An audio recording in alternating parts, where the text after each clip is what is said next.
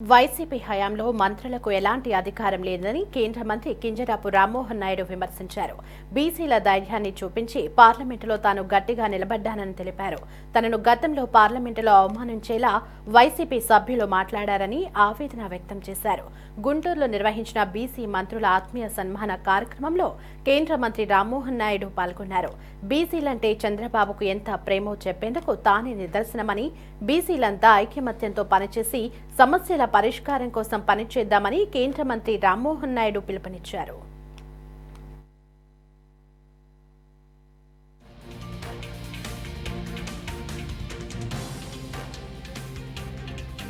ప్రతి ఒక్కరు కూడా చూస్తున్నారు ఎంత బలంగా మన బీసీల తాలూకా గలం వినిపించుతున్నారో అనేది ప్రతి ఒక్కరి నాయకులతో కూడా చూస్తున్నాం.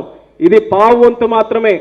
రాష్ట్రంలో ఉన్నటువంటి బీసీ నాయకులు అందరం కూడా ఇదే స్థాయిలో ఒక వేదికకి గలం విప్పితే మన బీసీల తాలూకా భవిష్యత్తు ఏ రకంగా ఉంటుందో ఒక్కసారి మీరు అందరూ కూడా ఆలోచించండి. ఈ సన్మానాలు చేసుకోవాల్సినటువంటి అవసరం ఇక్కడ ఎవరికి కూడా అంతగా అవసరం లేదు. అందరం కూడా పని మీద దృష్టి పెట్టి పని చేసుకున్నటువంటి వాళ్ళమే.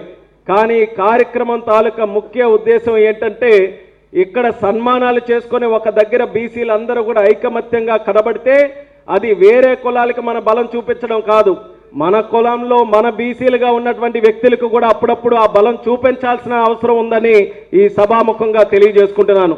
ఇంకా వెనకబడినటువంటి వారు ఉన్నారు, ఇంకా ఎన్నో కష్టాల్లో ఉన్నటువంటి వారు ఉన్నారు. వాళ్ళందరూ కూడా వెనకంజు నుంచి ముందంజులోకి రావాలంటే మనలాంటి బీసీలు వాళ్ళందరికీ కూడా ఆదుకుంటాం, వాళ్ళ అండగా ఉంటామనే మాట ఎప్పటికప్పుడు వాళ్ళకు చెప్తూనే ఉండాలి. అందుకని ఈ కార్యక్రమం అత్యంత ముఖ్యమైనటువంటిదిగా భావించి పిలిచిన వెంటనే ఢిల్లీ నుంచి తెల్లవారుజామున ఫ్లైట్ తీసుకొని కార్యక్రమానికి విచ్చేశాను. ఇక్కడ ఈ కార్యక్రమంలో ఉన్నటువంటి ఉత్సాహం ఉత్తేజం చూస్తుంటే నాకు ఈరోజు ఎంతో ఆనందంగా ఉందని మరొకసారి మీ అందరికీ కూడా తెలియజేసుకుంటున్నాను. అయితే ఈరోజు బీసీల తాలూకా కుటుంబ సభ్యులుగా మాట్లాడుతున్నాం. అటువంటి కుటుంబ సభ్యుల తాలూకా చరిత్ర ప్రతి ఒక్కరు కూడా తెలుసుకోవాలి.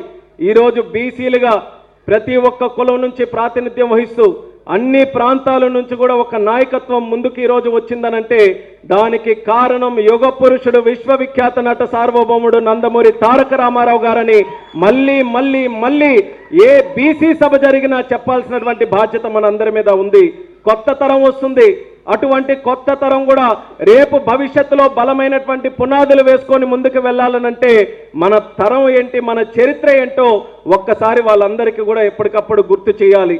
అదే తారక రామారావు గారు 1982లో తెలుగుదేశం పార్టీ పెట్టినప్పటి నుంచి బీసీలకి మీద ఒక ప్రత్యేకమైనటువంటి శ్రద్ధతో వాళ్ళకి రాజకీయంగా, సామాజికంగా, ఆర్థికంగా ముందుకు తీసుకొని వచ్చే బాధ్యత మన తెలుగుదేశం పార్టీ తీసుకుంది. ఆ రోజు నందమూరి తారక రామారావు గారు ఆలోచించారు, వెనుకబడినటువంటి వర్గాలు ఉన్నాయి, వాళ్ళ కష్టాలు స్వయంగా ఆయన పాదయాత్రలో అయినప్పుడు చేసినటువంటి యాత్రలో చూశారు. అటువంటి వర్గాలు ఆదుకోకపోతే మనం రాజకీయాల్లోకి వచ్చి కూడా చేసినటువంటి ప్రయోజనం ఏమీ ఉండదు. మనం దృష్టి పెట్టాల్సినటువంటిది బీసీల మీదని ఆ రోజు రాజకీయంగా ఒక వేదిక కల్పించారు. బీసీలకు అప్పటి వరకు పంచాయతీ మెట్లు ఎక్కాలనంటేనే ఎన్నో రకాలైనటువంటి ఇబ్బందులు, అవమానాలు పడినటువంటి సందర్భంలో ఏకంగా పార్లమెంటులు మెట్లు ఎక్కించినటువంటి ఘనత మన తెలుగుదేశం పార్టీదని తెలియజేస్తున్నాను.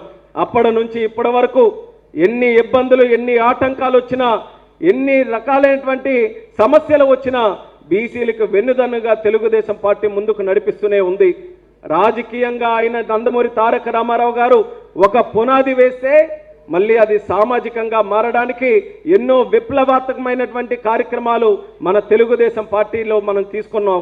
ఆ రోజు రిజర్వేషన్లు ఇవ్వడం కానీ, లేకపోతే బీసీలకి సంబంధించి పెన్షన్ల విషయంలో కానీ, లేకపోతే వాళ్ళకి ప్రత్యేక బీమా కార్యక్రమం కానీ, స్కూల్స్ కానీ, విద్యా వైద్య వ్యవస్థలు కానీ, ఇలా ఏ కార్యక్రమమైనా మీరు తీసుకోండి, ఆదరణ లాంటి పథకాలు కానీ, బీసీలకు సంబంధించి కొత్తగా ఒక పథకం ప్రారంభమైందనంటే అది తెలుగుదేశం పార్టీ ప్రభుత్వంలో ఎన్టీఆర్ గారి సమక్షంలో లేదా చంద్రబాబు నాయుడు గారి సమక్షంలోనే మొదలయ్యాయని గర్వంగా ఈ సందర్భంగా తెలియజేస్తున్నాను.